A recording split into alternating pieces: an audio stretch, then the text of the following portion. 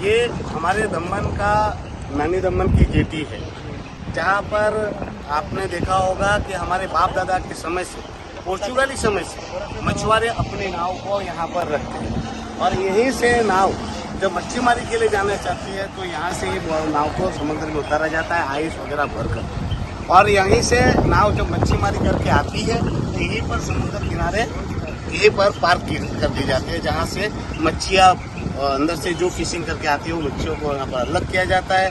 फिर जाले जो फटी हुई है उनको यहाँ सिया जाता है, फिर कलर किया जाता है, रंग रंगान किया जाता है और जो भी छोटी मोटी त्रुटियाँ है उसको रिपेयर किया जाता है। और वो सालों से यहाँ पर हमारा बिजनेस रहा है। ये देश आज़ाद नहीं था तब भी हमारे बाप दादा यहीं पर मछुआरे जो है वो यहीं पर काम करते थे और नाव को रखते थे। अब आपने देखा होगा कल रात से प्रशासन एक तुगलकी फरमान आया है। कोई फरमान नहीं देखा जाए तो कोई लिखित में नोटिस नहीं, कोई इंटीमेशन नहीं, डायरेक्ट हमारे वोटों को जबरन भरकर, और भरने का तरीका भी नहीं है, तोड़ ताड़ कर, आधे से ज्यादा वोटें तोड़ ताड़ कर भर दी गई है। आप देखोगे तो यहाँ पर जो ये सारी वोटों का जो है वो यहाँ समुद्र नारायण मंदिर है, यहाँ पर टाटा है, यहाँ पे वोटें जाती। कल यहाँ पर बहुत सारी वोटें थी जिनको रातों रात उठा दिया गया।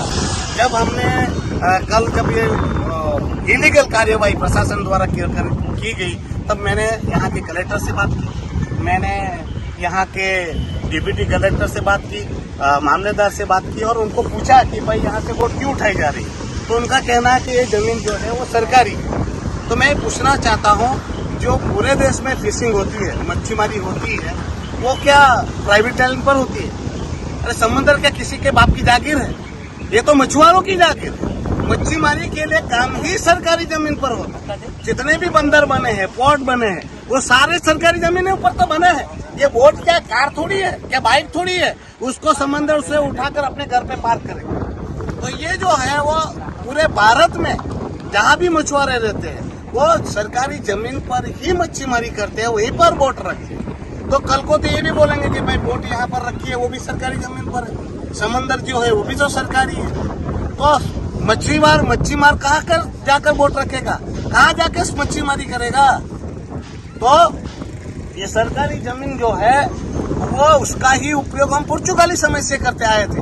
ये तो पुर्तगालों ने हमें मच्छीमारी करने से नहीं रोका, और हमारी ही सरकार आज हमारे ही मछुआरों को मच्छीमारी का धंधा नहीं करने दे रही है। एक तरफ हमारा भारत सरकार जो है प्रधानमंत्री मत्स्य संपदा योजना जैसी योजनाएं ला रही है, मछुआरों का विकास उत्थान करने के लिए कितनी सारी योजनाएं लाई है ताकि मच्छीमारों का विकास हो, माछीमारों का विकास हो, या जो हमारे गरीब मछुआरे हैं वो तरक्की करे।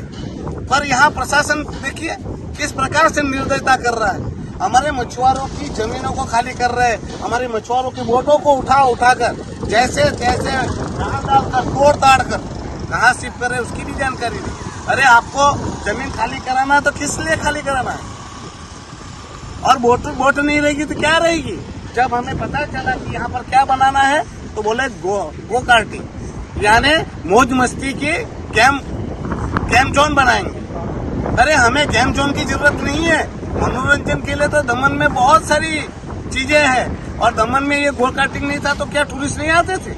हमारे बाप दादा के समय से यहाँ पर टूरिस्टों की भरमार रही है, ऑलवेज दमन व्यू तो भरा हुआ रहा टूरिस्ट से। और आज जब ये विकास की बात करते, विकास किसका होना चाहिए?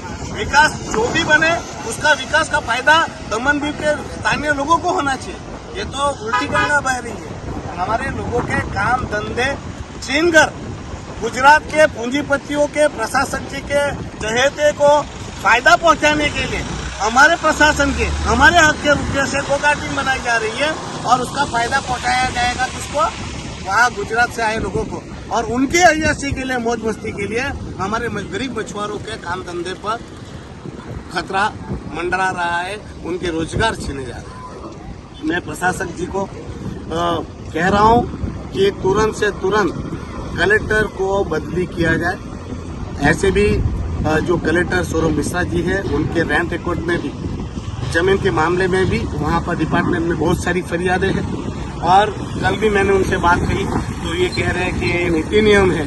तो ये नीति नियम बनाकर रातों रात थोप कर हमारे हक और अधिकार छीनेंगे और हम चुपचाप बैठेंगे। तो ऐसे तुगलक कलेक्टर की हमें जरूरत नहीं है।